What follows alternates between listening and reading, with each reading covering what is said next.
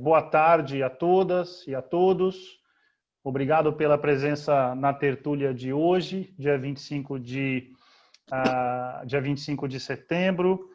Eu quero agradecer ao professor Max Guerra, que muito gentilmente, como todos os outros colegas, né, aceitou o convite para fazer a conferência que tem como tema ¿Quién escribe qué historia del urbanismo? Superando la hegemonía anglosajona en la historiografía internacional del urbanismo.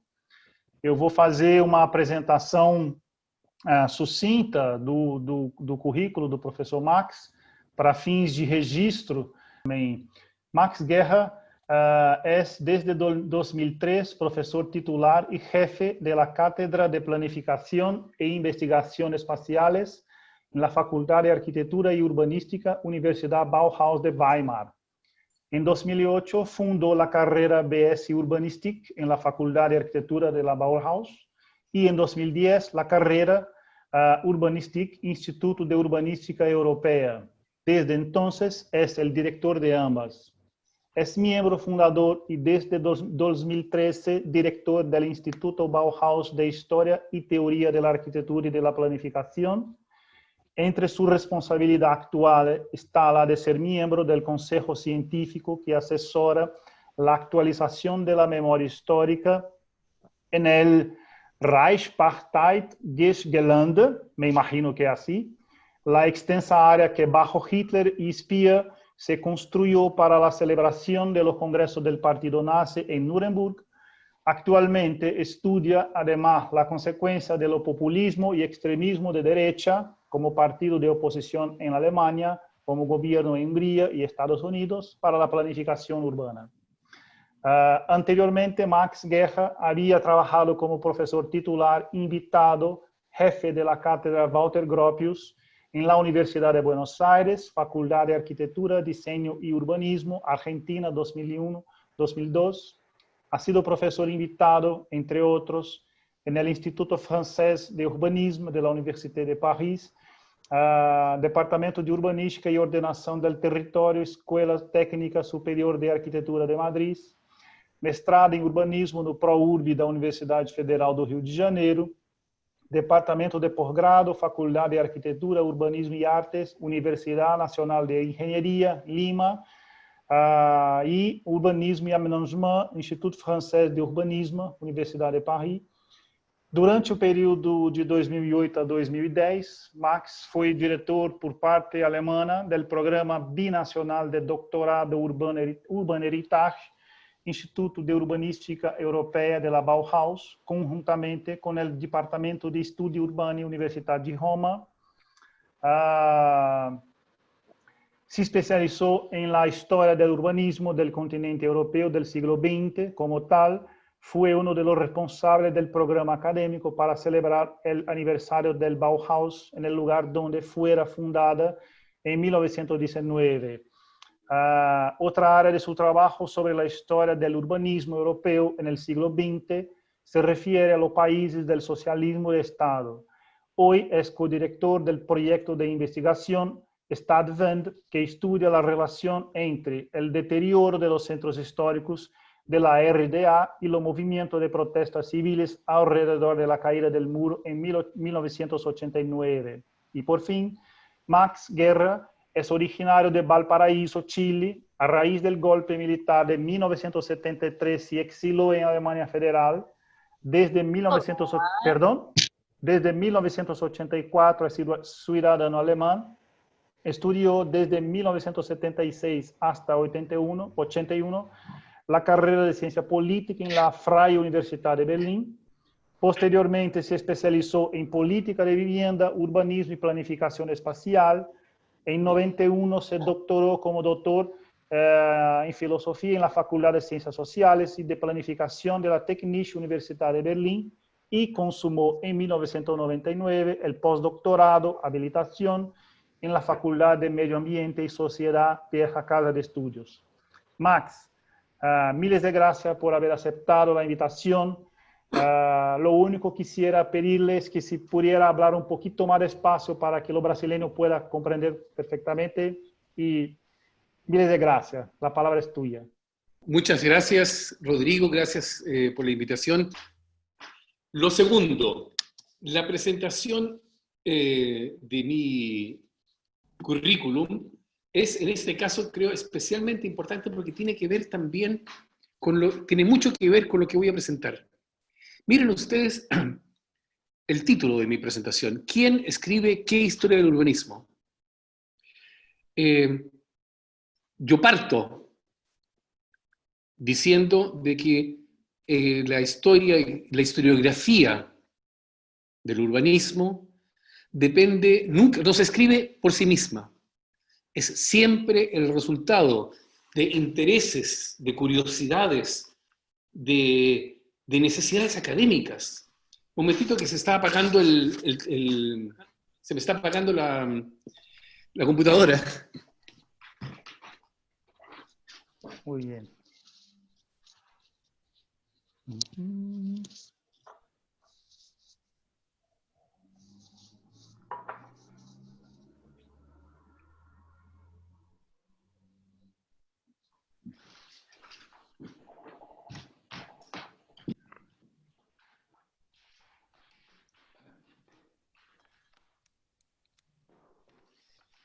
Ya, ahora sí. Entonces, en este caso, es importante que no se olviden de que yo lo que presento ahora lo he ido elaborando desde una perspectiva absolutamente europea. Yo no reniego de mi origen latinoamericano por ningún motivo, pero mi acceso a este tema común, que es la historia del urbanismo y la historiografía del urbanismo, es diferente.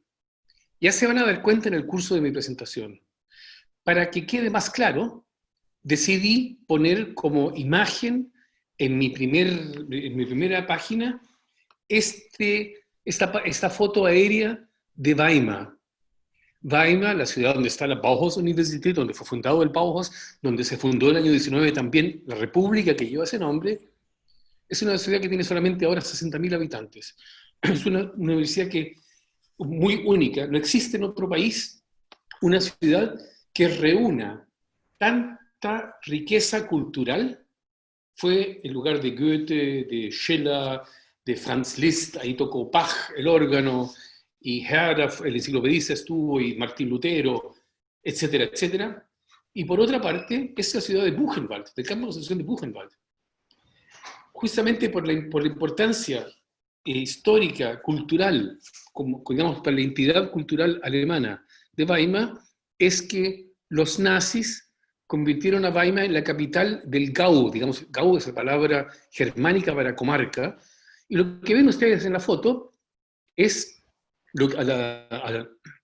ese edificio grande y ambas alas laterales y el edificio al fondo son lo que quedó del Gauforum, es decir, el barrio cívico de los nazis construido a partir del año 38, creo que fue.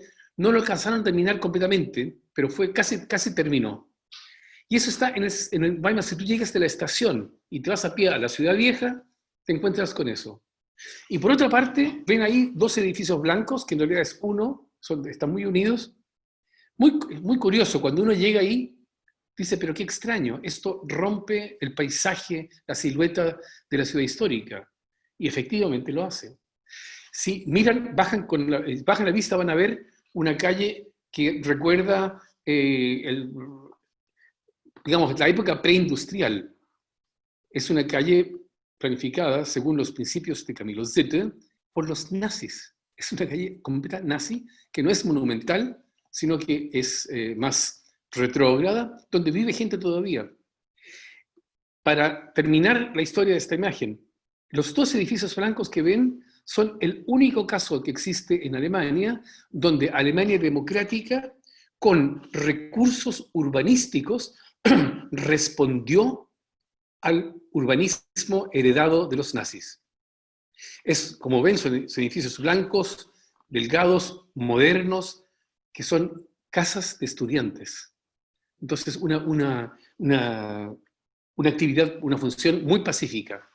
Y si tú miras desde la torre de Buchenwald hacia Weimar, no ves el Gauforum, el barrio nazi, el barrio cívico nazi, sino que solamente esos edificios blancos que simbolizan la paz.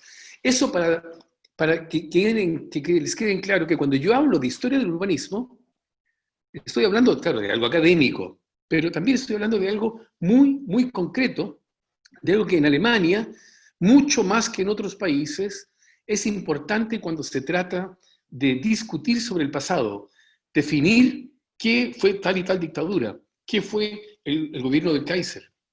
Es decir, mucho más que en América Latina, el legado urbanístico es parte de las discusiones incluso cotidianas, no solamente entre académicos. Este es un trasfondo.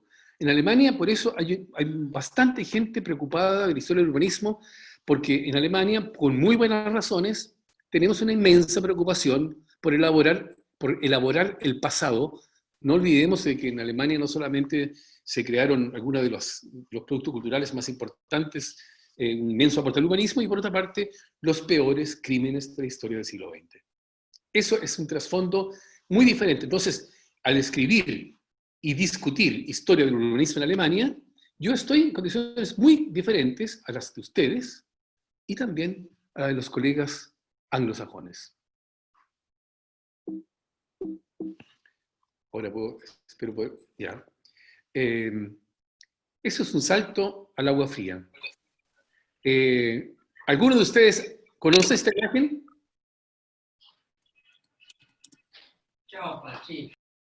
Yo también. ¿La conocen? Italiano, ¿no? Es un poblado de colonización español. Parece, bueno, ¿no? Gracias. Bueno, después volveré a eso. Gracias. Por lo menos dos saben qué es. Una de las motivaciones para trabajar sobre el urbanismo europeo es de que hay una inmensa parcialidad, selectividad que se toma en conocimiento y que no. Ya volveré sobre este punto. Primero que todo, cuando yo hablo de urbanismo, hoy lo emplearé en el sentido de benévolo, que me imagino que ustedes todos conocerán. Cuando yo digo urbanismo, me refiero a una actividad que surge recién a partir del siglo XIX. En América Latina, por lo general, con la sola excepción en realidad de México, cuando tú dices urbanismo, te refieres a una subdisciplina de la arquitectura. En Alemania, en Francia y en parte del mundo anglosajón, urbanismo es algo aparte de la arquitectura. De hecho, mis alumnos de urbanística, desde el primer semestre, estudian urbanística y no arquitectura. Y esto es, entonces, por supuesto que también una actividad que tiene que ver con diseño, pero primero que todo es un campo político que tiene una inmensa importancia en países como Alemania y que exige conocimientos de estadística, de derecho, de sociología, de antropología, etcétera, etcétera. Y responde, la urbanística moderna en el sentido de contemporánea, esto es algo que aún seguimos practicando.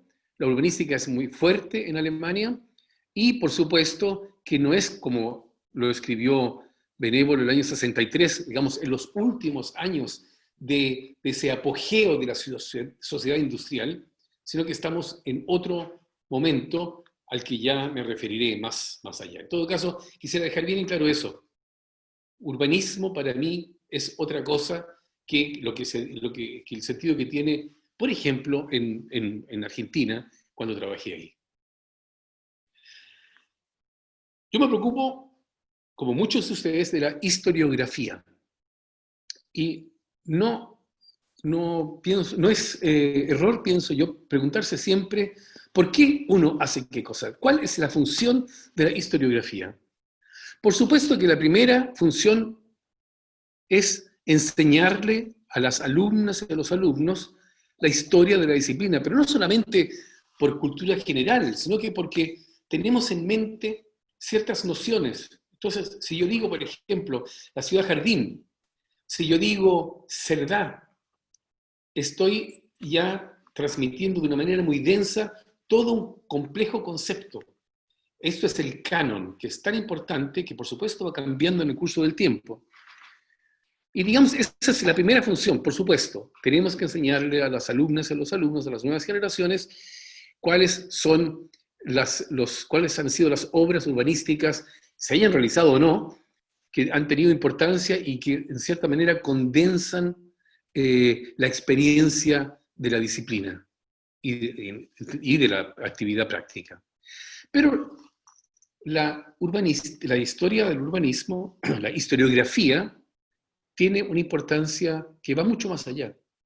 Cuando yo le presento a los alumnos en el primer semestre, los alumnos que estudian urbanística, cuando le estudian en el primer semestre Cerdá, y, por ejemplo, Haussmann, yo no solamente les estoy entregando alguna cultura neutral, sino que, por supuesto, la manera en que hablo yo de Cerdá. Por ejemplo, yo digo, Cerdá en parte ya adelanta la ciudad del estado de bienestar. Y al hablar de Haussmann, yo digo, ahí comienza el mecanismo de producción capitalista de la ciudad. Por supuesto que eso ya es una interpretación. Yo le estoy entregando a los alumnos en sus primeras semanas ya una noción, una cierta interpretación. Y eso entonces es importantísimo saber qué es lo que estamos presentando. Y yo tengo entendido que en América Latina también, en clases de historia del urbanismo, se muestra mucho de la historia del urbanismo europeo. Y yo pienso de que es importante preguntarnos qué presentamos y cómo lo hacemos. Ya van a entender mejor por qué para mí esto tiene tan importancia. Por supuesto que hay más razones, o más funciones. Yo lo veo cuando los colegas arquitectos y las colegas arquitectas dan clases de urbanismo, ellas resaltan la función del arquitecto, del presunto arquitecto, porque Haussmann no lo era y Cerdá tampoco, y Howard tampoco, y Owen tampoco. Yo tengo la posibilidad, al entregarle a mis alumnos este tipo de conocimiento, tengo la posibilidad de ensalzar la importancia de nuestra profesión. Y yo, por supuesto, no les hablo de arquitectos, sino que de urbanistas. O sea, eso tiene muchos, es poliédrico. Y por eso yo pienso de que no es solamente un asunto de un par de personas que tienen mucho tiempo de pensar qué es la historia del urbanismo que enseñamos, sino que es algo bastante fundamental.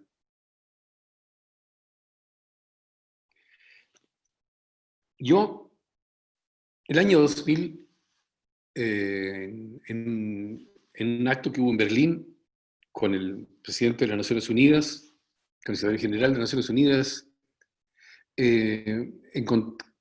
llegó gente, digamos, de primera alcurnia de la disciplina urbanística del mundo, Peter Hall entre ellos, y ahí me compré por mucho dinero este libro de Robert Freestone, Urban Planning in a Changing World. Y dije, estupendo, la experiencia del siglo XX en un libro. E inmediatamente me puse a leerlo, y para mí fue una vivencia inicial, pero no en el sentido que ustedes quizás piensan. Leí el libro profundamente, con mucha atención, y comprobé de que no se trataba de la experiencia del urbanismo en el siglo XX, sino que era un compendio de visiones anglosajonas sobre el siglo XX.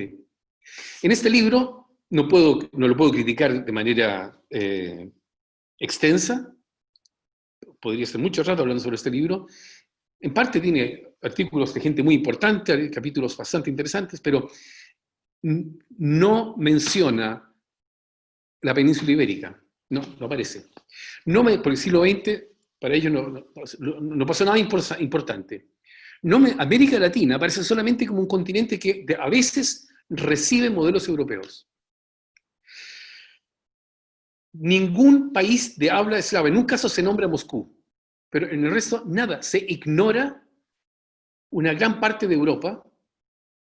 No hay ningún intento de entender el urbanismo de lo que había sido la inmensa cantidad de países del socialismo de Estado. Es al principio me extrañó, después me indignó, y después me sirvió mucho para entender mejor que de partida la voluntad, la intención de este grupo de colegas no era otra que explicar su visión de mundo. Esto no me habría inquietado tanto si no hubiera sido que el año 2004, yo llego a Ciudad de México, es una anécdota, pero para mí muy importante. En Ciudad de México estábamos invitados a la UNAM, y el colega que estaba conmigo en la pensión, un colega peruano que trabaja en Tijuana, me cuenta: ah, sí, historia del urbanismo, sí, a mí también me interesa mucho. Fíjate que yo una vez por semestre cruzo la frontera y voy a San Diego y me compro los últimos libros en inglés. Un colega peruano que da clases de urbanismo en México. Y ahí empecé a entender yo la inmensa trascendencia que tiene, o que tenía, esta visión anglosajona de la historia del urbanismo, porque en ninguna parte, hasta ese momento, se producía un contrapeso. Este colega peruano que trabajaba en México no iba a San Diego porque prefería leer en inglés. Lo único que él conocía era el libro de Roberto Segre, a quien muy bien conocí, a quien mucho aprecié, y nada más. Y los libros que había en España, que habían aparecido después, no le servían para entender lo que estaba pasando. Entonces él tomaba sus conocimientos de estos libros, los llevaba a México, y después yo comprobé que en otros países latinoamericanos pasaba algo parecido. Ahora, ¿a qué se debe esto? No es que los colegas, Robert Friston, yo lo conozco personalmente, es un gran tipo. ¿A qué se debe esto? Primero que todo, en Gran Bretaña hay una inmensa cantidad de cátedras de urbanismo, más que en Alemania. Y la historia del urbanismo a partir de los años de 1970 tuvo una inmensa proliferación y confluyeron tendencias marxistas, neomarxistas, de muy diferente tipo, y empezaron a introducir nociones de ciencias sociales a lo que hasta ese momento había sido una historia del urbanismo escrita por arquitectos y arquitectas, arquitectos sobre todo, o historiadores de arte. Con una base académica muy fuerte, y aparte de eso, con la inmensa ventaja de hablar inglés. Cuando ellos escriben en inglés, en todas partes, ellos saben, en la India, en el Japón, en Brasilia, y también en Tahití, lo leen en inglés. Es decir, yo no estoy diciendo que estos son unos malvados que se ponen a invadir el mundo intelectualmente, no. Hay una serie de razones. Ellos conocen muy bien la situación de Australia, casi todos han estado en Australia, en Nueva Zelanda, de Estados Unidos, por ejemplo, también saben muchísimo. Muchos de ellos son norteamericanos o australianos que han llegado a Gran Bretaña. Es decir, hay realmente una comunidad académica inmensa anglosajona trabajando sobre el tema. Y muchos de los autores aquí no son británicos, pero anglosajones. Esto me parece bien importante. Recuerden que yo postulo de que tiene mucho que ver lo que tú escribes con el lugar en que estás, la situación social, intelectual, cultural. El año 2003, Stephen Ward, un colega que respeto mucho, británico, que un tiempo fue el presidente de la International Planning History Society, de la mundialmente más importante federación de historia urbana o de historiografía urbana. Este libro, Stephen Ward, demuestra una vez más la seriedad del colega, planificando la ciudad del siglo XX, el mundo capitalista avanzado. Él lo dice. Es el único.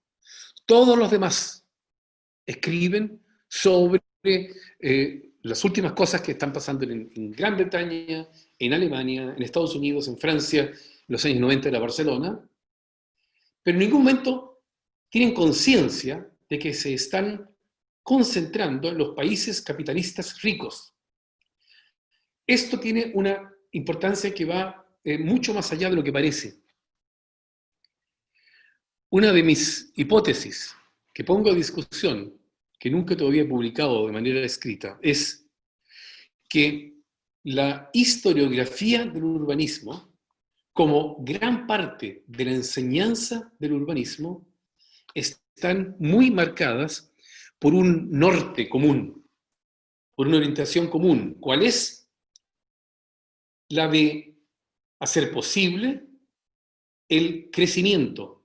El urbanismo, la urbanística, históricamente comienza en una etapa de inmenso crecimiento urbano de la producción de la población.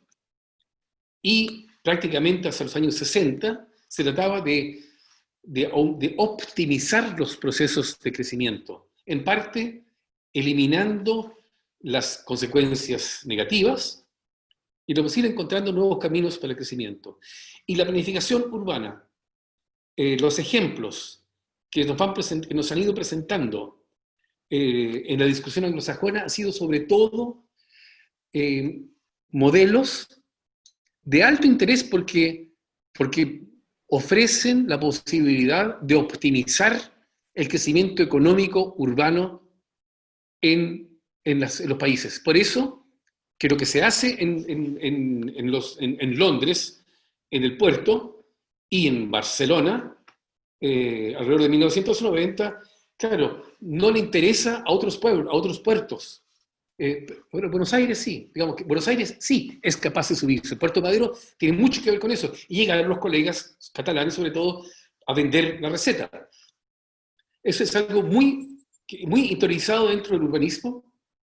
Nosotros inconscientemente entregamos esta orientación al crecimiento y la historiografía del urbanismo lo hace de manera muy consecuente. Ahora, en vista de la catástrofe ecológica, del cambio climático, del deterioro de la naturaleza, entre otras cosas, por la urbanización de la que somos en parte responsables, y aparte de eso, y porque hay, por lo menos en algunos países, ya posibilidades de trabajar como urbanista en la onda de disminuir, de disminuir los costos del crecimiento urbano económico, el mejoramiento del estándar de vida, ha ido cambiando un poco la situación, pero históricamente la historiografía del urbanismo, no confundamos la historia con la historiografía del urbanismo ha de manera inconsciente transmitido esa noción, y eso le hemos transmitido nosotros a nuestros alumnos, muy pocas veces poniendo en cuestión los problemas que eso conllevaba. Esto es una hipótesis, por supuesto, un poco puntuda, pero yo ya les decía que quisiera discutir con ustedes. Esos colegas británicos, algunos de ellos son gente muy, realmente, muy astuto, no quiero decir, muy sabios. Stephen Watt e incluso Robert Freestone y Christopher Silva, ya el año 11 comenzaron a dubitar sobre lo que estaban haciendo. Tienen un artículo del año 11 y ahí comienza una autocrítica de este grupo diciendo, entre otras cosas, de que hay un empirismo muy marcado, de que apenas hay una reflexión teórica, que apenas en la historia del urbanismo se abre o trata de acoplarse, de conectarse con la discusión histórica general, que ha hecho un inmenso avance desde los años 50 hasta hoy, con el debate de género, con el debate ecológico, con el debate postcolonial. Ellos de manera muy decente, ya lo dicen. La otra cosa es que exageran el rol del urbanista. Ellos notan marcadamente como otros y otras, que ya voy a mostrar, dicen, nosotros tendemos a explicar la historia como si fueran los urbanistas los que hacen la ciudad. Y aparte de eso, autocríticamente dicen lo que difundimos por el mundo es nuestra perspectiva occidental modernista en el sentido del aumento de la racionalización para un mayor aumento de la producción y de una optimización del proceso de civilización que comienza en el siglo XIX con el movimiento de la industria.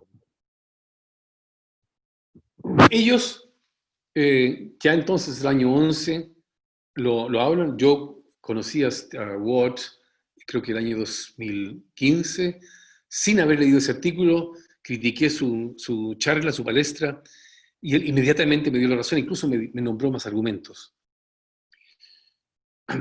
Pero esta crítica no vale solamente para los anglosajones. Ahora quisiera yo criticar a una de las figuras santas, también en América Latina, Madame Choé. Yo tuve la suerte de conocerla, una gran persona, Françoise Choé, que sigue siendo tratada como una de las más altas figuras de la teoría del urbanismo y de la historia. Ella, a mi entender, no solamente ya hace tiempo que es anacrónica, porque ella todavía está marcada por el pensamiento, como muchos que escriben historia del urbanismo, entre lo que es moderno y lo no moderno. Eso es un problema de arquitectos, es un problema de arquitectos y no de urbanismo. Es un problema que esos bandos que tienen que ver también con la manera en que se impone un profesional de la arquitectura. Esa es una parte del problema. Y lo otro es que la gran Madame Choé, inteligente, culta, ella también personaliza. Ella se cree el cuento. Miren, no es por casualidad que yo haya sacado este párrafo. Gropius funda el año 19 el Bauhaus. Por supuesto que no es así, él era el director, pero la historia de la arquitectura y la historia del urbanismo escrita por arquitectos personaliza y aumenta, idealiza la figura de Gropius como un demiurgo del mundo. Él fue el director del Bauhaus, pero el Bauhaus tiene una historia importantísima anterior, y al lado de Gropius había otra gente también. Y esto es digamos, es una manera de hacer historia del urbanismo que no podemos seguir presentando. Sin embargo, la Choé sigue leyéndose en todas partes. Y claro, por supuesto, eso tiene una gran ventaja. Cuando tú escribes una historia del urbanismo así, lo leen por seguro todos los alumnos de arquitectura y las alumnas de arquitectura de la mayor parte de los países del mundo. Sin embargo, yo considero que para el urbanismo, como lo entendemos nosotros, no solamente yo, sino que yo, mis colegas y muchos otros más, esto ya basta. Incluso Ward y Freestone ya lo critican el año 11. Otro aspecto, otro problema que tiene que ver con no solamente con el urbanismo, con la historiografía anglosajona. Haussmann. Todos hemos presentado a Haussmann, en realidad es un apellido alemán, su gran obra realmente es importantísimo. Pero, ¿cuántos lo han presentado como lo que fue? Un tecnócrata, lo que es una palabra denigrante, todo lo contrario, bajo una dictadura. Es un urbanismo dictatorial. Si no, él no hubiera podido desarrollar este nuevo sistema de producción de ciudad adaptado al capitalismo que se va imponiendo en la segunda mitad del siglo XIX, no solamente en Francia. Para la discusión anglosajona y para la discusión de muchos y muchas en Europa, las dictaduras no juegan ningún papel. Miren ustedes esta imagen sobre el año 38. Casi todos los países europeos estaban en ese momento bajo una dictadura. Francia todavía no, el 38, poco tiempo después ocurrió. Checoslovaquia en 1938 fue invadido por los alemanes. Ahora, por supuesto que hay inmensas diferencias entre la Unión Soviética y la Alemania nazi, por supuesto. Pero tenemos si vemos incluso, miramos hacia Rusia blanca, podemos constatar de que en el siglo XX, si transformamos la historia del siglo XX en una historia de, digamos, unidades año por país, seguramente más del 50% de los años países van a estar marcados por dictaduras de diferente tipo. El urbanismo es una función pública. El urbanismo es una función generalmente para el Estado, de manera directa o indirecta. ¿No tiene importancia, acaso, bajo qué condiciones trabajamos? ¿No es importante, por lo menos, entregar a nuestros alumnos el conocimiento de esto? Ya voy a más tarde hablar de un ejemplo de España. Sin embargo, quisiera constatar de que en general hay una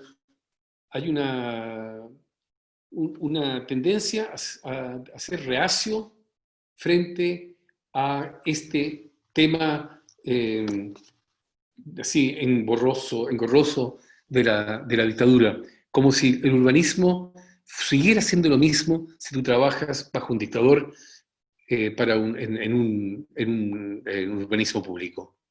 Miren ustedes esta panorámica sobre las dictaduras, sobre algunas de las dictaduras europeas. Dictadores importantes. Primero que todo, esta simultaneidad, por supuesto, que sugiere ya que entre estas dictaduras hubo también en el campo del urbanismo un gran intercambio. No podemos estudiar el urbanismo de Stalin, bajo Stalin, sin también estudiar el de Mussolini, el de Salazar y de Franco. No se entiende si no sabemos lo que pasó en la Alemania nazi y en la Alemania fascista en aquellos momentos. En clases de urbanística, en clases de historia del urbanismo generalmente, y tengo entendido que también en América Latina sigue siendo así, cuando se habla del urbanismo dictatorial, del urbanismo nazi, se muestra el gran eje norte-sur de los nazis. Algo que no se construyó. Lo único que se alcanzó a construir fue y que existe todavía, el aeropuerto, que es en realidad anterior, el aeropuerto de Tempelhof. En el fondo, al mostrar esto como historia del urbanismo nazi, estamos haciendo el juego a Hitler. Estamos mostrando lo que ellos querían que mostráramos. Era la imagen que ellos querían presentar. No. El urbanismo nazista fue un urbanismo, también hubo cosas monumentales, pero no es el monumentalismo lo específico, sino que es el uso del urbanismo como método de opresión, por ejemplo, de sacar a los judíos de Berlín, una parte de la población sacarla, de invadir otros países, de destruir otros países, de querer recrear completamente los territorios, siguiendo las pautas de Kristalla, de un alemán, que también participó en eso. Es decir, tenemos generalmente cuando presentamos lo que hicieron las dictaduras, muchas veces nos quedamos con lo espectacular, con lo monumental. También autores alemanes lo hacen. Düvel y Gutschow son bastante conocidos aquí.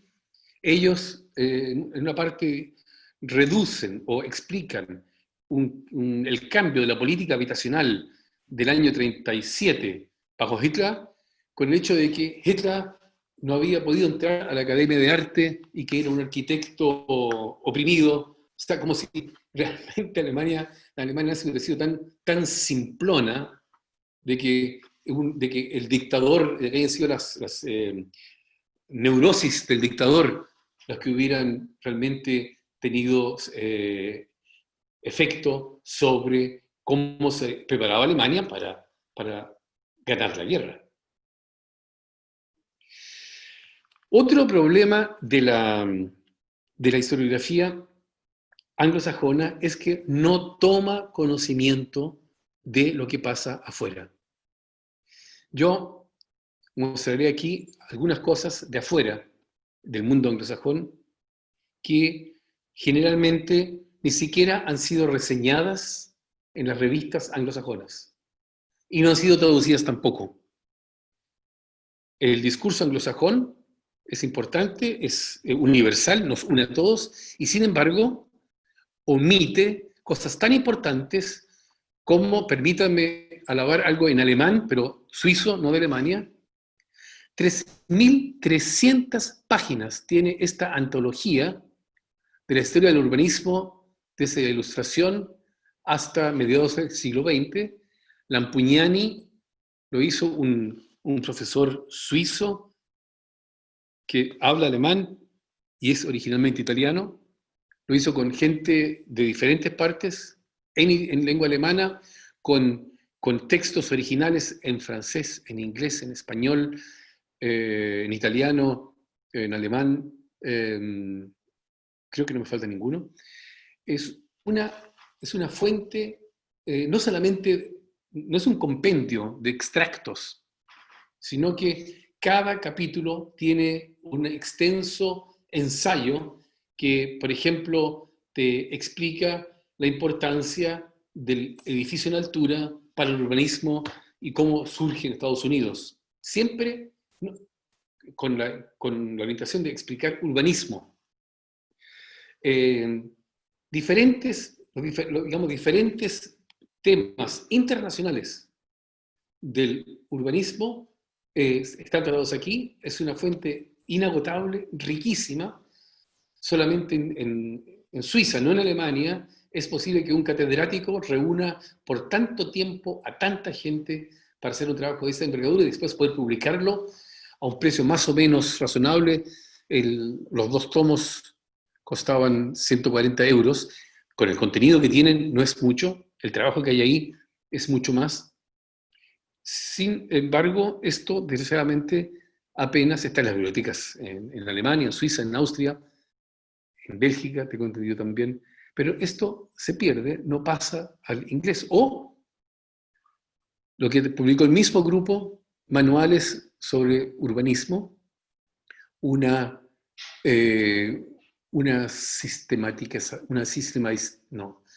estudio sistemático sobre los manuales de urbanismo desde 1870 a 1950, donde hasta incluso describen el tomo, digamos, las características bibliográficas, pero también las referencias al extranjero, qué papel juega la historia, cuáles son los temas principales.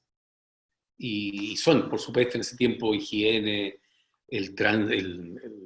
la movilidad, el agua, el desagüe, etcétera, etcétera.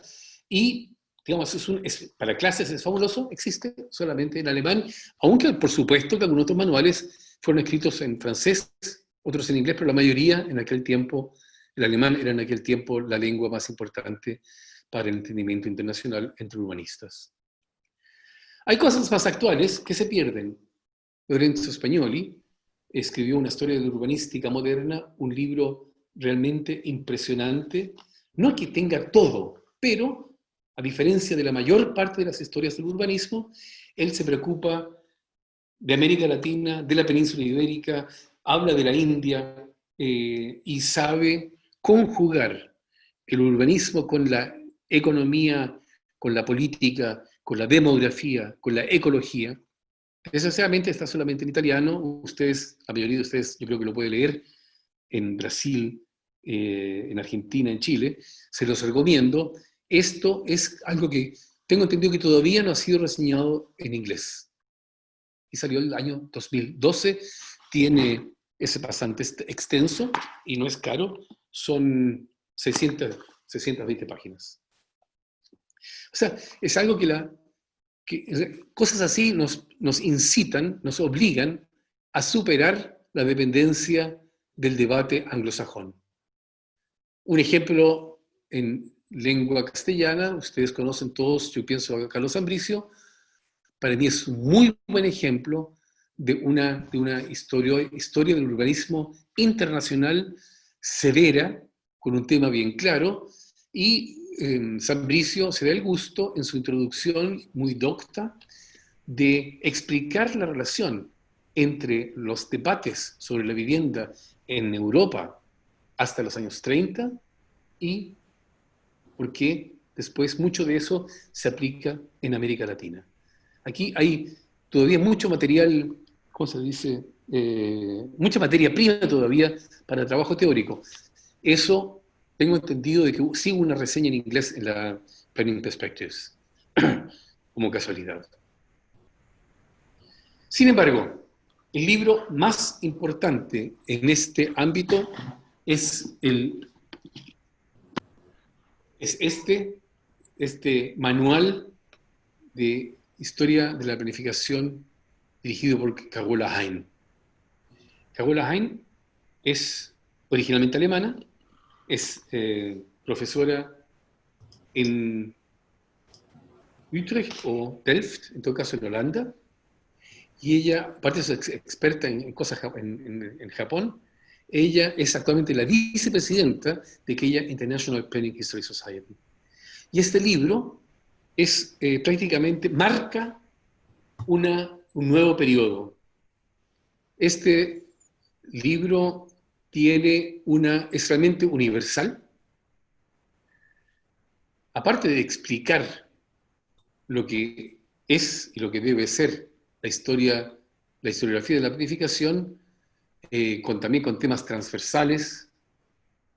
Miren ustedes, por ejemplo, aquí en la página 147, Javier Monclús y Carmen Díez Medina, muchos los conocerán, escriben Latin European Urbanism. La expresión yo no la conocía. Es un intento de escribir una historia del urbanismo desde España, Portugal, Italia. Y las colegas brasileras María Cristina Silva Leme y Vera Lucía Monterros Resende escriben sobre las convergencias de la planificación en América Latina.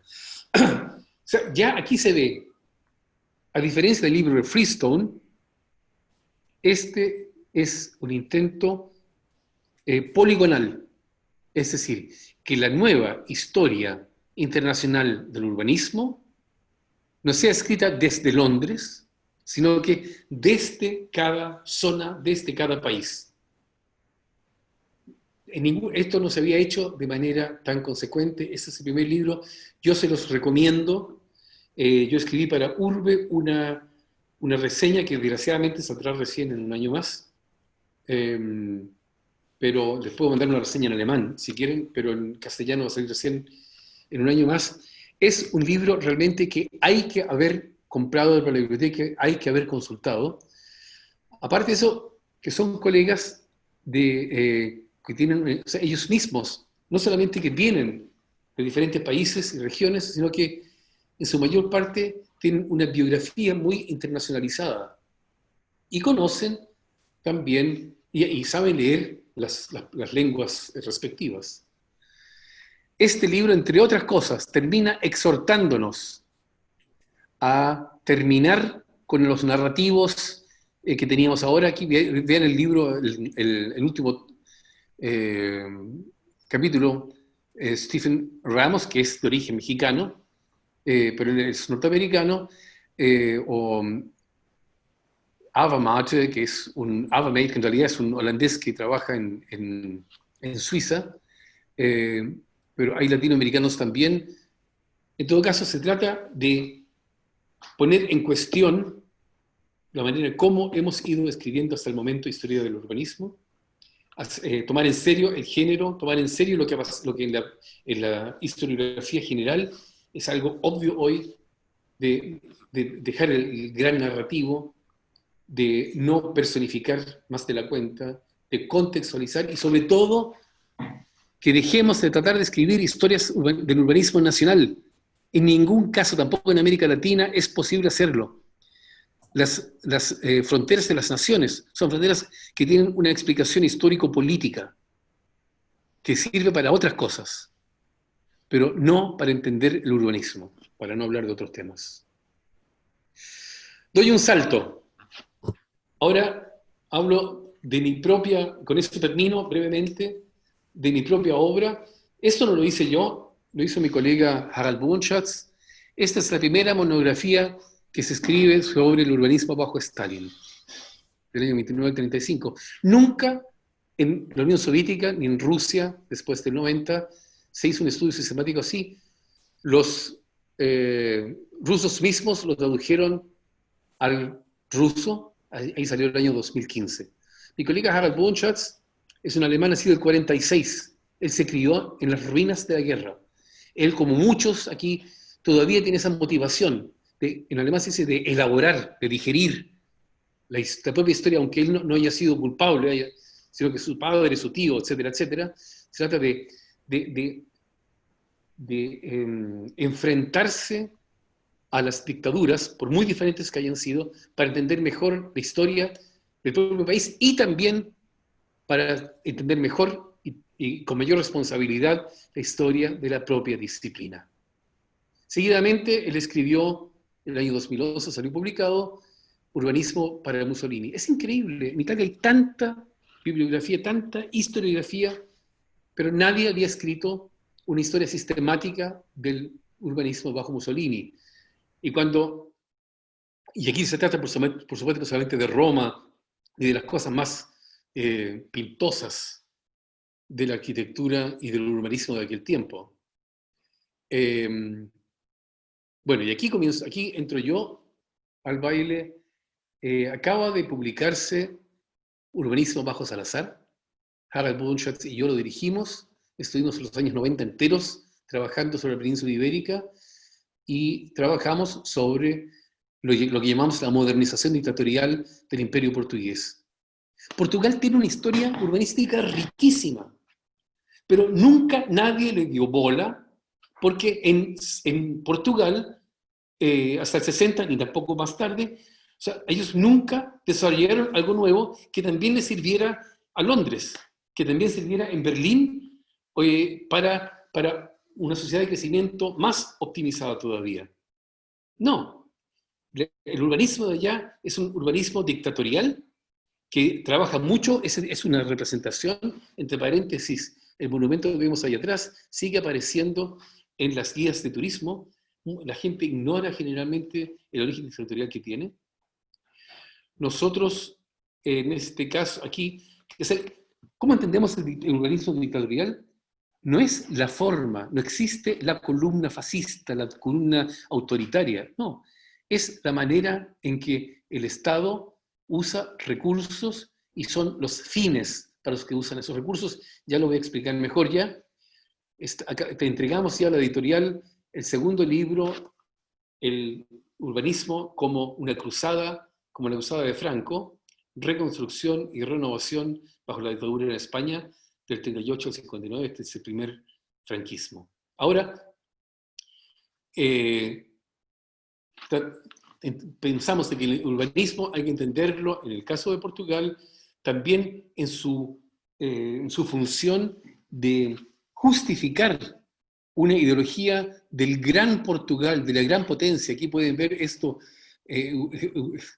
Portugal no es un país pequeño, claro, con Angola y con Mozambique, que ellos consideraban también parte del territorio portugués. Hay una serie de cosas en las que ahora no puedo entrar, pero es parte de la historia del urbanismo europeo.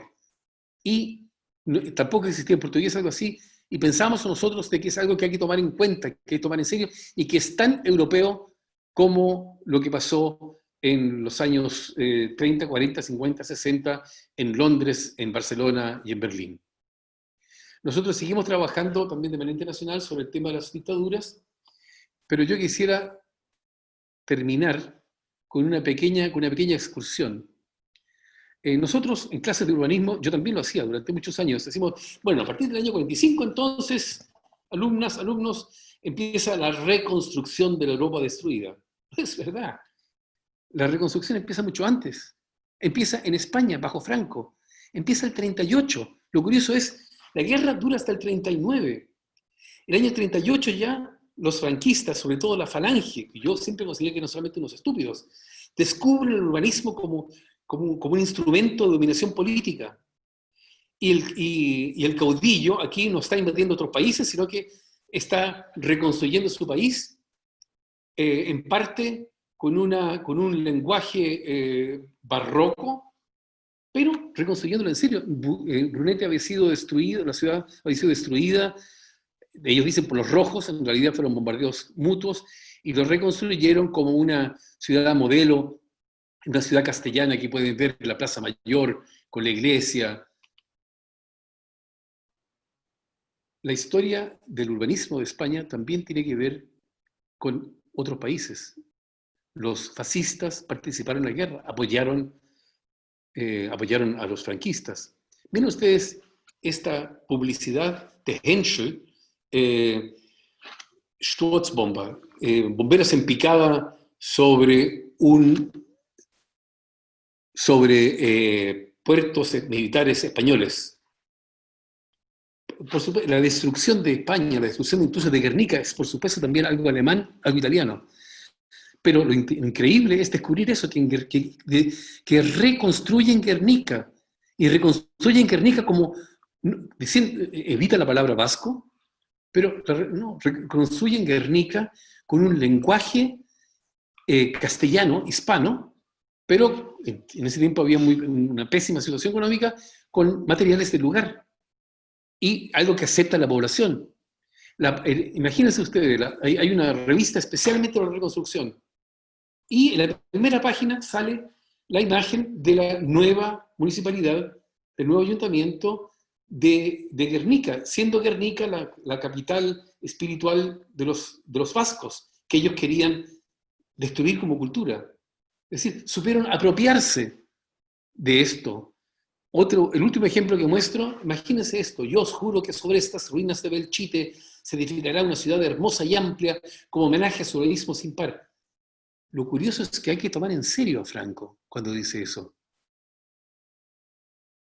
Belchite se reconstruye, no es que se reconstruya, Belchite se mantiene como ruina para mostrar por una parte lo que dicen ellos, la barbarie de los rojos que destruyeron la vieja ciudad de Belchite, y ellos construyen una nueva ciudad que es algo tan ambivalente. Primero que todo, esta nueva ciudad permite ver hasta el más inculto, hasta el más analfabeto de los habitantes de Belchite se da cuenta: aquí tenemos agua, luz, aire, sol, plazas, incluso una esquina para un banco, un rodoviario.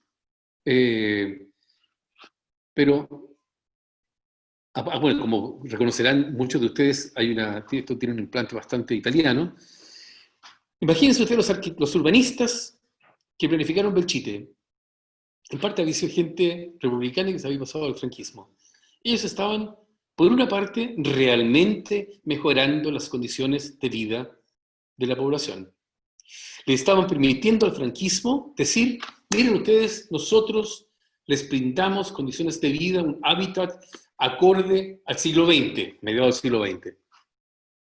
Pero por otra parte, por supuesto que estaban legitimizando el régimen franquista, y eran sobre todo altos franquistas, viejos franquistas, a los que le entregaban esos departamentos. Eso para darles solamente una pequeña impresión de lo que encontramos cuando nos sumergimos en estos campos. Aquí tienen ustedes Villalba de Calatrava. Hay una producción increíble de nuevas villas, de nuevos poblados, muchas veces con un aire italianizante. Es un error pensar que las dictaduras se preocupan del centro y son monumentalistas. No, se trataba de que la población rural se quedara en el campo y que tuviera condiciones de vida del siglo XX. Y tienen un valor urbanístico, histórico inmenso, y recién está siendo descubierto. A los colegas anglosajones, también alemanes, franceses, esto durante décadas no les importó un pepino.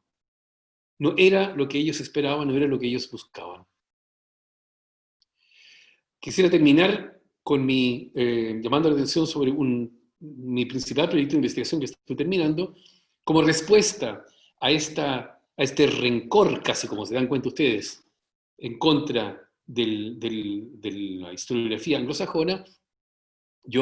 A mí se me ocurrió fundar un proyecto de investigación que se ocupara de la Europa continental, y que de cada país, en lo posible, de cada área, de cada región de Europa, se escribiera la historia del urbanismo europeo.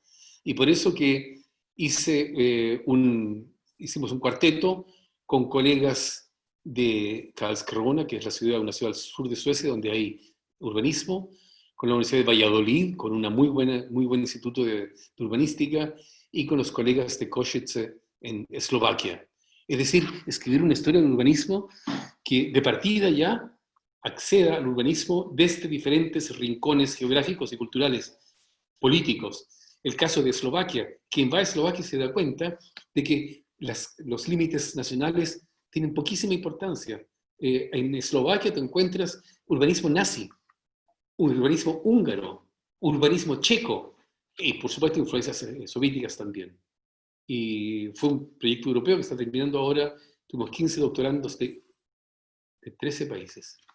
El libro todavía no sale, cuando salga ya saldrá en inglés, lo podrá leer. Para terminar, esta es la historia del urbanismo sigue presente y está muy poco problematizada. Aquí tenemos a Duarte Pacheco, es el tipo a la derecha. Duarte Pacheco fue un ingeniero genial, realmente gran ingeniero. Fue el que prácticamente introdujo la modernidad urbanística en Portugal bajo Carmona, el presidente, el dictador era Salazar, pero el presidente era Carmona, y él murió en un accidente automovilístico y sigue siendo un héroe. Incluso hay una imagen de él cuando no llega al aeropuerto de Lisboa. Y yo encontré en un café que no tenía nada de reaccionario esta foto. Esta es una bolsita de azúcar con una foto de Duarte Pacheco como parte, digamos, del folclore popular, del imaginario popular. Muchas gracias. Casi ha sido una hora, perdónenme. Ahora callaré y les voy a escuchar y agradecer todo tipo de críticas. Max, mil de gracias por la conferencia, mucho que hablar, pero abro passo a los que queiram perguntar. E, bom, as inscrições estão abertas, eu peço só para que as pessoas anotem lá no chat e a hora que formos, quem for fazer a pergunta, que abra a câmera para o Max também poder... não, a Eulália está só falando oi.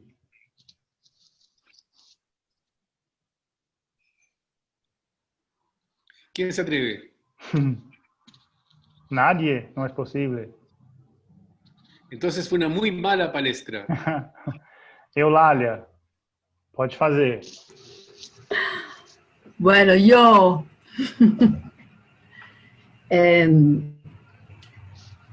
Max, fala o português ou queres que fale? Português, ok. Bom, eu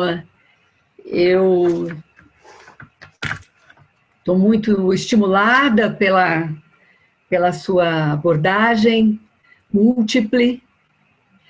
E desde 2016, no primeiro Congresso de História Urbana, em Santiago do Chile, venho de longe acompanhando os questionamentos que você tem feito e a incorporação da enorme produção dos estados no regime político das ditaduras, regime que muito me interessa e que eu venho estudando há algum tempo. E eu gostaria que você pudesse abordar um pouco mais sobre a ditadura do Franco, que eu estudei no meu mestrado, mas nos bairros de promoção oficial, que reproduz a linguagem do enquadramento social e da propaganda dos poblados rurais que você expôs agora. Eu tomo a liberdade de fazer essa pergunta, uma vez que você não expôs os poblados urbanos promovidos na ditadura franquista, que justamente buscava, como eles diziam, né, nas inaugurações, vencer o chabolismo, né, a favela para o Brasil. E como você avalia o esforço da remodelação de bairros populares, realizada a partir de 76, apenas em Madrid, que foi o objeto do meu mestrado, numa remodelação espetacular que acaba também valorizando uma periferia que foi apropriada pelo franquismo nos bairros de promoção oficial e nos bairros de autoconstrução. Obrigada. Muchas gracias. ¿Responde inmediatamente o juntamos? Hay otra, Joel.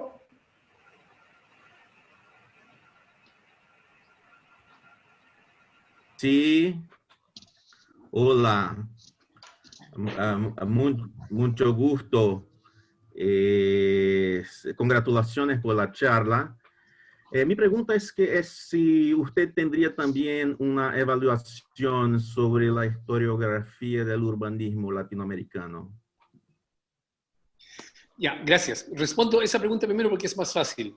No, no la tengo.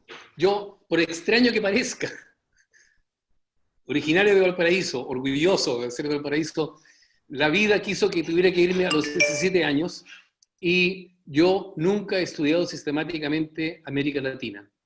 Yo me especialicé en el urbanismo europeo, sobre todo en la historia del urbanismo europeo, y incluso los 2 años que pasé en Argentina no bastaron para que yo pudiera decir, sí, ahora puedo hablar sobre América Latina. Ese no es mi campo, desgraciadamente. Yo leo con interés publicaciones que salen, por supuesto, pero no puedo opinar profesionalmente sobre eso. Y en el caso de España, lo único que yo seguí estudiando después del 59 han sido los conflictos de memoria histórica, no la renovación. Ahora, pero con respecto a la vivienda popular bajo el franquismo, quisiera decir, primero que todo, como yo ya mencionaba, fue la Falange, que era un grupo parafascista, realmente eran bárbaros. Sin embargo, la Falange se apropió del urbanismo para aumentar, para tener un gran poder administrativo e ideológico. Y ellos eran en parte realmente, casi todos, adherentes del fascismo italiano. Y sin embargo, y eso me parece muy importante, también la discusión contra aquellos que, sobre todo, que siguen discutiendo sobre modernidad o no modernidad, como algo estilístico. La Falange, siendo todo lo reaccionaria que fue, fascista, le dio, en Chile se dice chipe libre, le dio carta libre a los arquitectos. Tú encuentras lenguajes absolutamente retrógrados y lenguajes de una cierta modernidad popular en la producción de vivienda. Ellos realmente no eran, quizás les faltaba cultura para poder preocuparse de eso, pero justamente la vivienda popular en España te demuestra no es la única, pero una de las funciones del urbanismo. Se trata de, en este caso, de darle techo a una parte de la población que era en parte la base política del régimen. Pero más importante que eso fue la producción de vivienda rural. Se crearon esa reconstrucción y la construcción de nuevos poblados. Por una parte, tenía varias intenciones. Una era que la población rural se quedara en el campo y no aumentara los problemas de las ciudades. Que la población rural preocupara de cultivar para tener más alimentos. Aparte de eso, de que el franquismo, la base social del franquismo era una gran parte, eran analfabetos, eran los que no eran todavía proletarios, los que no tenían una conciencia de clase, una conciencia social, los que tenían una cultura, cierta cultura, sino que eran todavía estructuras ideológicas precapitalistas. Y para ellos entonces se construyen viviendas que estaban mucho más allá de lo que conocían ellos. O sea, para ellos fue el salto al siglo XX. Y eso entonces llevó a la creación a mí me tocó conocer a gente así en Zamora. Una mujer me decía, pues yo no soy franquista, pero sí soy francoísta, porque esa vivienda me la dio el franquismo, me la dio Paco. Francisco Franco, ¿no? Paco Franco. Es decir, es bien importante eso. O sea, hubo una mejora real de las condiciones de vida. Y eso es lo importante. Y aparte de eso, que se hiciera, la Falange tuviera la posibilidad, o sea, no la Falange directamente, sino que las oficinas encargadas tenían un inmenso poder de expropiación, eran negociados con la empresa de la construcción, por supuesto falangista, que después se ponen a construir los grandes edificios en Madrid y en otras ciudades grandes. Entonces, aumenta el poder. El poder de la Falange se funde con el poder de grupos económicos que se van creando. Y todo esto expropiando en parte sin documentos. Cuando 2 décadas más tarde se trata de regularizar eso, no están los documentos. O sea, en ese sentido fue algo muy pragmático. No había un Estado de Derecho, pero no solamente lo usaron para reprimir, para matar a gente, sino que también para construir rápido y realmente crear vivienda. O sea, eso es un hecho, el mejoramiento de las condiciones de vida. Y termino este pensamiento con la siguiente consideración. Las dictaduras, no todas de igual manera, por supuesto, y no para toda la población. Las dictaduras no solamente oprimen, las dictaduras integran selectivamente a una parte de la población. Miren ustedes las ciudades universitarias en Roma, la que querían construir los nazis, la que se hace en Moscú, las de Portugal, que son estupendas, la de Madrid, que empezó en realidad en la República. Son ofertas para crear una nueva élite intelectual del régimen. Esa gente se integra, pero también a gente pobre. Eso es importante. Si no, no se habrían podido mantener esas dictaduras. Y el urbanismo, entonces, es un instrumento también para eso, para la integración selectiva de partes de la población. Max, o Héctor Mendonça vai fazer, ele tem 2 perguntas e na sequência a Ana Esteban também faz a pergunta dela. Héctor. Sí, gracias. ¿Me escuchan? Sí, perfecto.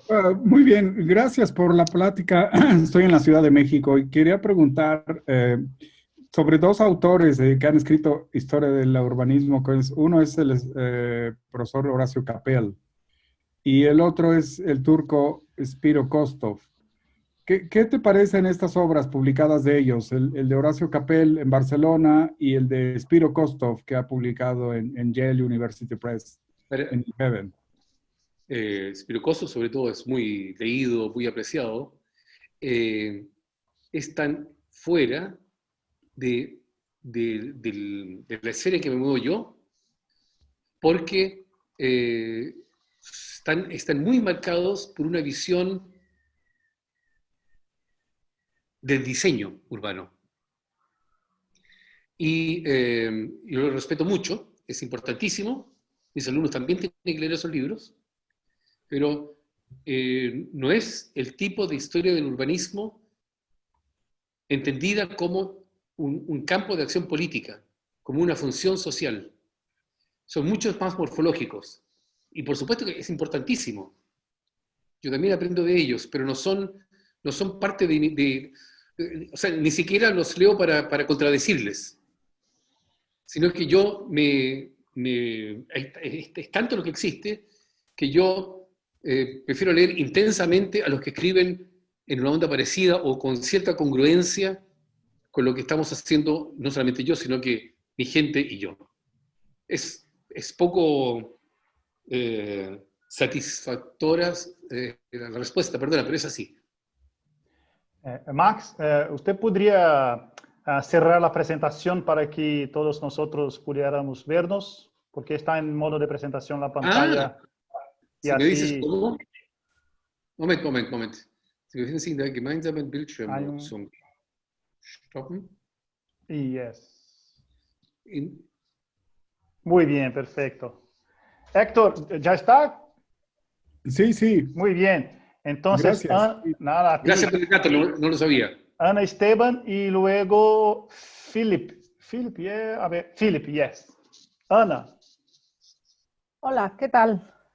Buenas tardes, noches, días, no sé, depende de dónde esté cada uno. Estoy a las 9:30 de la noche. Estaba aquí escuchando los comentarios del profesor Belche Guerra sobre la Falange, ¿no? y sobre la situación urbana de España durante el franquismo. Y yo solamente quería hacer alguna apreciación, ¿no? Desde el punto de vista de una española, ¿no? Es interesante el papel que juega la Falange, ¿no? La Falange en realidad no era una organización nada inculta ni nada, digamos, centrada en lo que luego se produce, ¿no? Durante el franquismo, ¿no? Es decir, que todo el ideario falangista es un ideario que en realidad es muy atractivo, ¿no? Porque proponen cosas que tienen mucha lógica, ¿no? Cuando uno las lee fuera de lo que supuso luego el franquismo en España, ¿no? Entonces, a mí no me extraña que digamos, que en ese grupo había gente muy preparada y muy culta, y de hecho la persona, ¿no? que era falangista, que se hizo con digamos, el poder, ¿no? dentro del urbanismo, era Pedro Vidagor, que era un urbanista realmente muy bien formado, ¿no? Entonces, independientemente de que, digamos, fuese un régimen dictatorial, evidentemente, claro, tuvieron que ponerse a mejorar el país, porque lo primero porque lo habían destrozado unos y los otros, o sea, la guerra civil había destrozado el país y no quedaba más remedio, ¿no? que volverlo a arreglar o de intentar arreglarlo un poco, ¿no? Efectivamente, el objetivo que tenían los pueblos de colonización o hubo un gran plan nacional, y una parte era lo que se hacía, digamos, en el campo, y otra cosa era lo que se hacía en las ciudades, ¿no? Y claro, en el campo el objetivo era realmente que la gente trabajara el campo, ¿no? Porque España en ese momento era una autarquía, es decir, no se podía comer si no se trabajaba el campo, no había dinero, no había nada y había que sobrevivir, ¿no? Con lo cual el interés sobre todo es digamos, que la gente trabaje en el campo, en ese sentido se les regala tierra. O sea, la operación, la gran operación es regalar tierra a los colonos, ¿no? Para convencerles de que se vayan a trabajarla, ¿no? Y eso es lo que provoca que la gente vaya a los pueblos, ¿no? Lo que a mí me parece muy interesante, ¿no? de este asunto es cómo el franquismo pasa de esa idea como muy poco progresista, ¿no? de trabajar y demás, pasa a de repente encargar esos poblados a gente, ¿no? que es muy avanzada y que está buscando una modernidad. Ahí es cuando se produce el choque, ¿no? Realmente entre el franquismo y lo que se construye, ¿no? y cómo se construye, ¿no? Porque todos esos pueblos de colonización, realmente cuando uno los mira, ¿no? Desde el punto de vista urbano, son muy interesantes, ¿no? y tienen muchas propuestas, ¿no? Y respecto a lo que preguntaba Eulalia de la periferia de Madrid, claro, es que es muy diferente, porque una cosa se hace para realmente que la gente pueble, ¿no? y que repueble zonas que están absolutamente aisladas. España es un país que tiene muchísimo territorio sin usar, ¿no? O sea, sin ocupar. Y es muy diferente, claro, es lo contrario a lo que ocurre en la periferia, por ejemplo, de Madrid, ¿no? Que es justo lo contrario, está lleno de gente que viene de los pueblos, y entonces hay que facilitarles, ¿no? esos poblados dirigidos, esos poblados de absorción, ¿no? que se producen en toda la periferia de la capital. Y que también son operaciones muy avanzadas, pero no son avanzadas exactamente por el gobierno, sino por la gente a la que se lo encargan, que son arquitectos que en ese momento están saliendo de las escuelas, que no han tenido una formación exactamente moderna, ¿no? Pero sí que están muy interesados en lo que está haciendo fuera y se enteran como pueden, ¿no? Leyendo revistas o mirando cuestiones, ¿no? Y por eso es por lo que se produce como esta especie de choque, ¿no?, entre lo que está, digamos, el gobierno propugnando, que es casi como una vuelta, ¿no?, a los orígenes, ¿no?, y a defender lo antiguo y no sé qué, pero sin embargo la gente que ejecuta esas obras es gente que tiene un interés claramente moderno, ¿no? Entonces, por eso se producen estas dos visiones, ¿no?, un poco contradictorias, en mi opinión. Vale. Dos puntos quisiera complementar, que me parecen muy interesantes y son muy poco conocidos afuera de España. Primero que todo, los franquistas, los falangistas, supieron muy tempranamente fundar revistas para permitir que se creara una opinión público-profesional, por supuesto dirigida, pero la leían todos, la revista Reconstrucción y la revista Arquitectura, que salen no todas, casi cada mes, pero que están, o sea, tú tienes una revista con la que estás informando y manejando a todos los profesionales constantemente. Eso es importante, y también hablando de la última exposición de la vivienda en Australia, por ejemplo, o en Canadá, o sea, también informando sobre lo que pasa afuera. Y la otra cosa es lo que yo no esperaba, que hubo realmente discusiones profesionales. Moya, realmente un arquitecto franquista, reaccionario, pero digamos un gran arquitecto, él es el que construye con otros la Universidad Laboral de Gijón, con un lenguaje realmente anacrónico, bueno, y lo critican en la revista de arquitectura, lo critican colegas jóvenes, y tú puedes leer en esa revista esa discusión. Y eso lo hemos visto también en la Unión Soviética bajo el mismo Stalin. En la Alemania bajo Hitler ocurrió de menor medida. Discusiones, pero en Italia también, diferentes bandos profesionales. Esa discusión profesional, las dictaduras a veces no las oprimen, sino que las dejan porque tienen su propia lógica. Son importantes para que se desarrolle dentro de la profesión una nueva línea.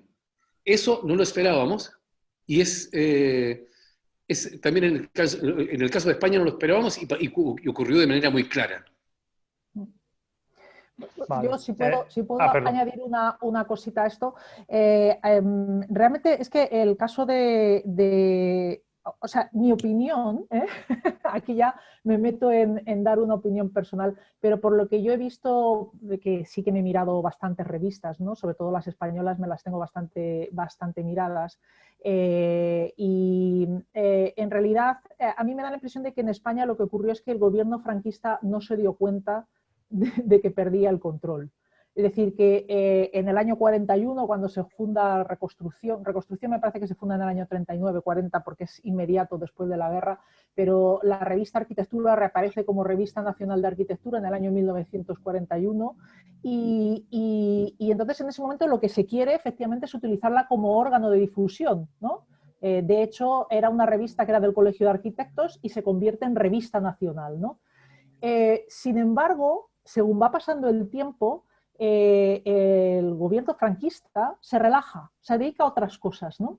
Y entonces es a través de esos medios, a través de los cuales efectivamente ocurre lo que estabas diciendo, ¿no, Max? Que de repente se está defendiendo, ¿no?, una arquitectura tradicional, que vuelva a los orígenes, que no sé qué, que no sé cuántos, y de repente empiezan a publicar cosas de Suecia, cosas de Australia, cosas de no sé qué, ¿no? También tiene que ver mucho con la gente que estaba a cargo de esos medios, ¿eh? Y el señor, ahí es clave la figura de Carlos de Miguel, que es el director de la revista Arquitectura o Revista Nacional de Arquitectura en ese momento, ¿no? O sea que hay muchos personajes por ahí atrás que en el fondo están teniendo ganas de que la arquitectura española se abra al mundo, ¿no? Y al final lo consiguen, ¿no? Pero yo creo que no es tanto una cosa del régimen franquista como de la gente que sí que está trabajando para el régimen franquista y que al final deciden que quieren estar en el mundo, ¿no? Y de alguna manera trabajan, ¿no?, por volver a situar esa arquitectura española y el urbanismo, claro, digamos al nivel, o intentan ponerlo al nivel de lo que hay fuera, ¿no? Pero a mí me parece que es que el gobierno franquista no se dio cuenta de lo que estaba pasando, ¿no? Y de repente, pues eso, a finales de los 50 se encuentra con que ya no hay marcha atrás, ¿no? Ya no hay marcha atrás posible porque la gente se ha revolucionado, ¿eh? Bueno, es una opinión, ¿no? Un poco desde la perspectiva de aquí dentro, ¿no? Vale. Otros tres, Felipe, Horacio y luego Sara. Felipe. Ok, muchas gracias, profesor Max, por la conferencia.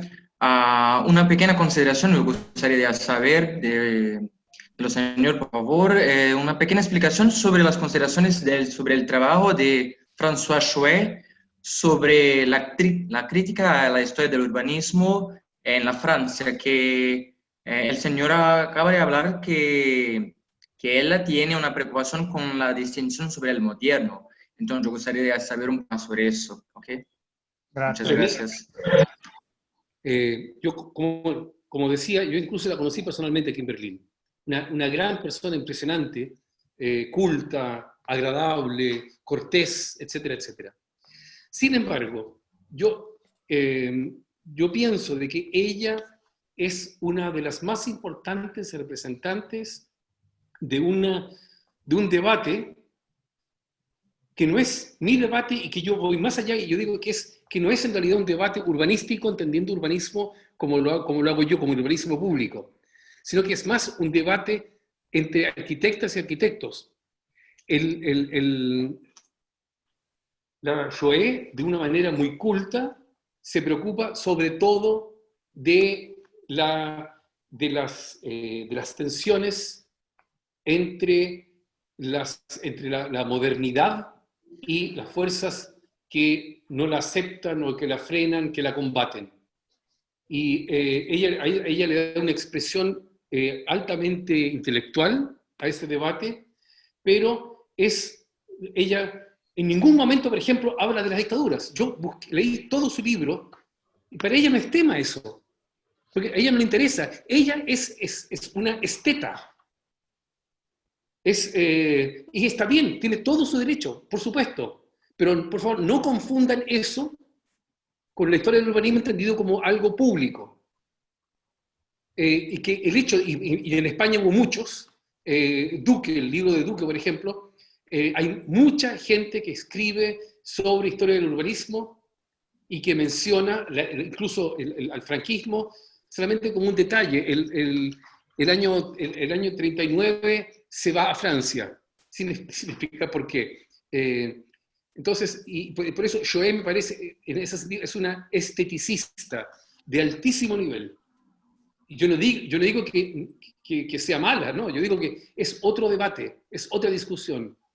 Y yo considero que es importante marcar diferencias.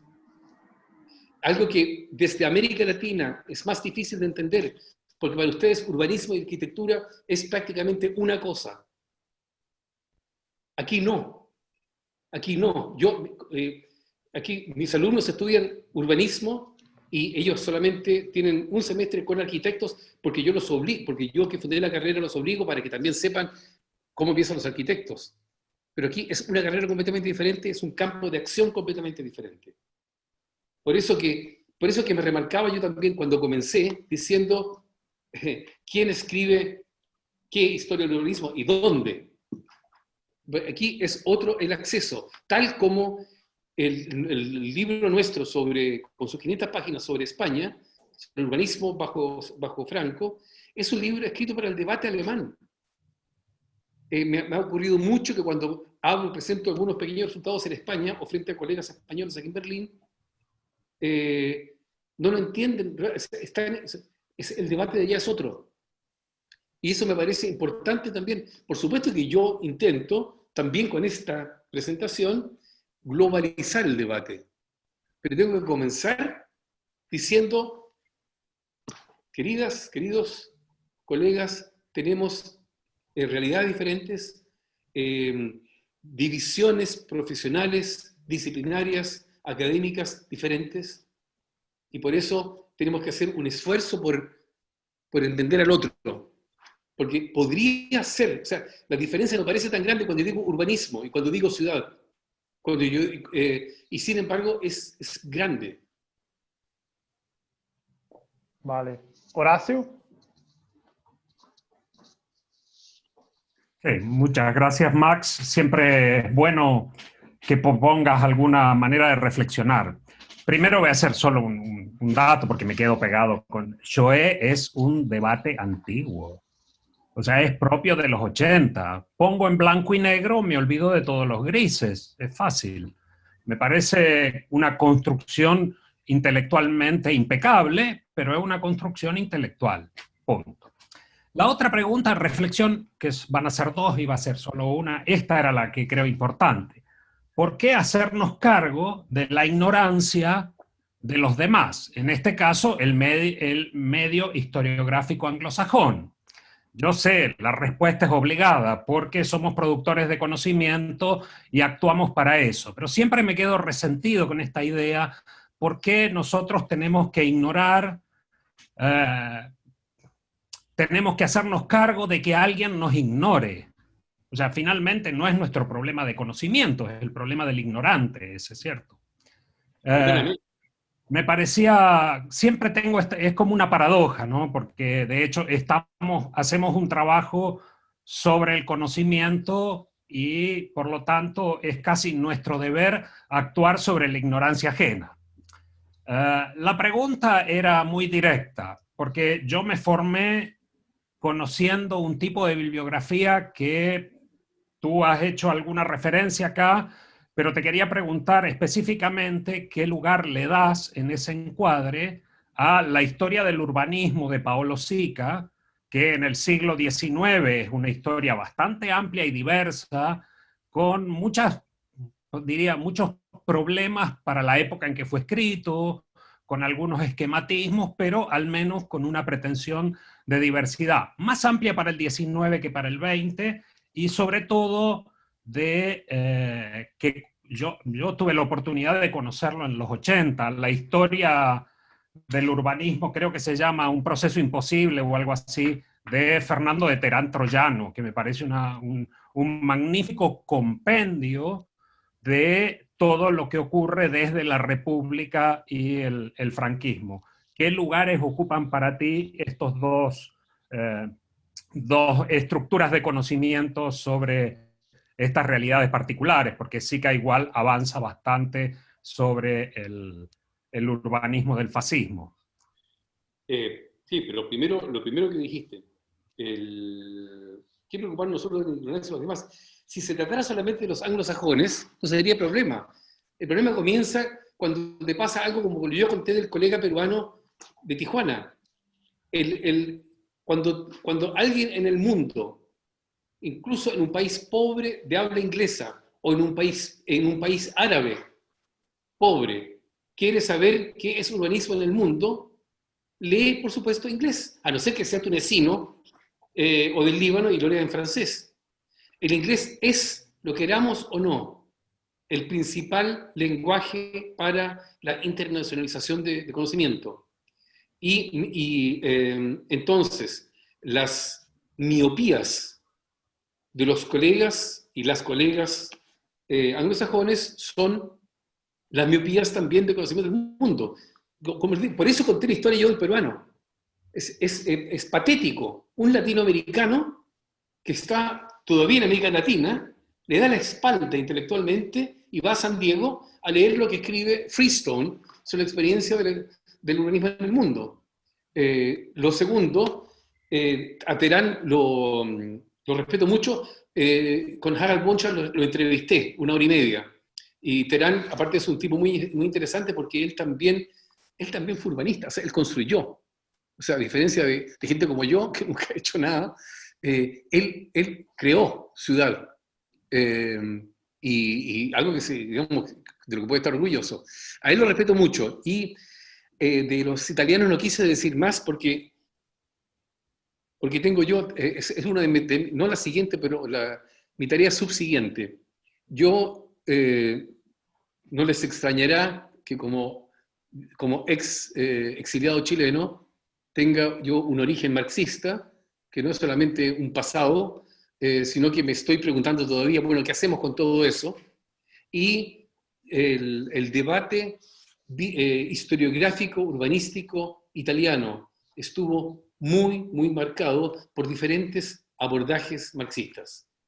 Y eso me lo estoy guardando, ese va a ser mi proyecto subsiguiente. Yo en Alemania, digamos, tengo una especie de división de trabajo por dominar yo las lenguas románicas. Ese es mi campo. Y lo próximo, yo aparte si llegué asilado a Italia primero. O sea, eso es mi subsiguiente tarea. Y voy a escribir algo sobre ellos. Incluso el Benévolo mismo es una persona importantísima. O sea, quiero saber algo más de la biografía de él. Yo no lo escribí la de él, pero o sea, hay una serie de personajes que marcaron la concepción de urbanismo de los rebeldes que a fines de los 60, comienzos de los 70, transformaron la arquitectura, recrearon el urbanismo y tuvieron una inmensa importancia en la redefinición de las ciencias sociales en Alemania. Yo pienso que no solamente en Alemania. Ellos iban a Italia, aprendían italiano y leían a los autores italianos. Aparte de que iban a Bolonia para saber cómo se hacía ciudad. Vale, gracias. Sara, Max, la gente está me escribiendo y diciendo que usted solo ha parado su presentación, pero hay que cerrarla para que se pueda... Con mucho gusto. Si me dices cómo. La verdad, en alemán no lo sé.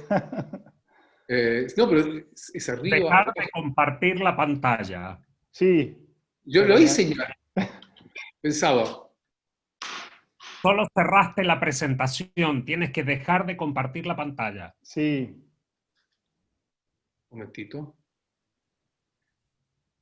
A ver. Hay una franja que se va y arriba hay una línea con una parte roja. Clic ahí. Roja 24, dice 34.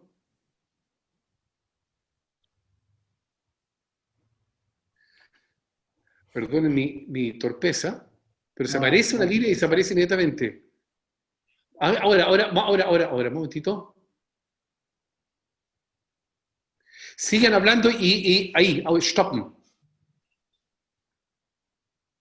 Se escabulle.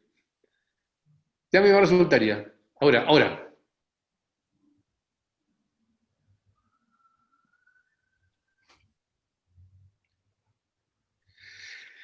Voy a salir de aquí y me meto por el otro lado, con la otra televisión, iba a decir, con la otra computadora. Rodrigo, dime. Si no, tú eres el host. Sí, pero estoy intentando... No. Compartir pantalla, puedes cerrarle la pantalla a Max. Pero esto no aparece a mí aquí en las opciones, no la veo. ¿Lo pones abajo donde está la carpeta verde? Sí, yo mismo. Sí, ahí haces clic y cerrar todas las pantallas. Y no, convierte a Horacio también en... ¿qué pasó ahora? Abriste algo más. Mira. Y ahora sí. Ahora sí. Vale, ya, muy bien. Muy bien. Sara, gracias Horacio. Sara. Sí, hola Max. Les debo la cámara porque en esta computadora no tengo. Les quería agradecer a las dos personas que hicieron preguntas y comentarios antes porque abrieron un poco el tema sobre el que te quería preguntar. Y es sobre el tema este de los caminos colonialistas que se están abriendo en la disciplina de los estudios urbanos, sobre todo en Latinoamérica, que todavía son muy incipientes, pero muy fértiles, y hay muchos investigadores jóvenes que están desarrollando el campo. Sin embargo, Latinoamérica, como en muchos otros contextos, tiene la particularidad que es un mundo muy grande y muy inmenso, distintos países, distintas regiones donde se pueden abrir discusiones eternas sobre el tema y hacer un desarrollo de estos enfoques en la disciplina, sin necesidad de salir a mostrar toda esta producción afuera. Siento, en realidad quizás es una cosa muy personal mía, que estamos muy cómodos leyendo y escribiendo en castellano, yendo a congresos con gente que habla en castellano, bueno, y portugués, por favor, disculpen. Entonces, te quería preguntar sobre esta comodidad que podemos tener los investigadores latinoamericanos de quedarnos en nuestro contexto o salir afuera a la discusión que está planteada hace mucho tiempo, muy fuerte, pero que es en inglés, que es en francés, que es en italiano, que es que nos saca de nuestro estado de confort.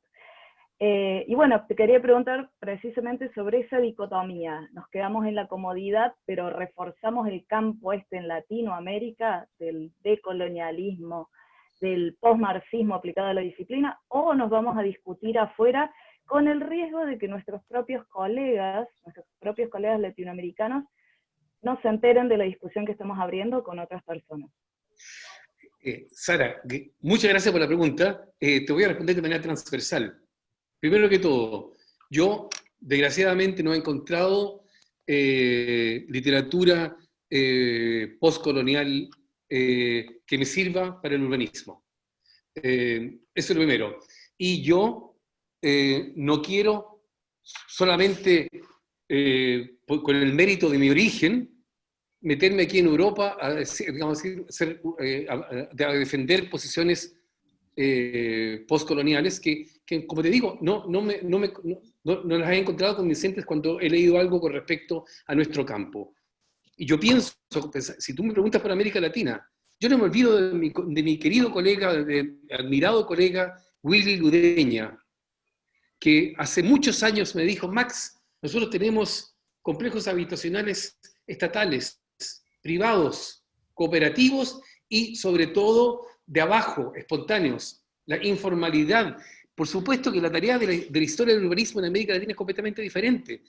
Tenemos gente como Bruna y tenemos cosas parecidas a las de acá, en el caso de Buenos Aires y, digamos, el haussmannismo de Buenos Aires. Pero una gran parte de la producción urbana, y yo lo he visto eso en México, lo he visto en Brasil, lo he visto en Argentina, en Chile, por esas cosas del tiro no, pero también lo hay. Eso, y en Perú, la producción no formalizada, que es tan importante y que en parte es mayoritaria.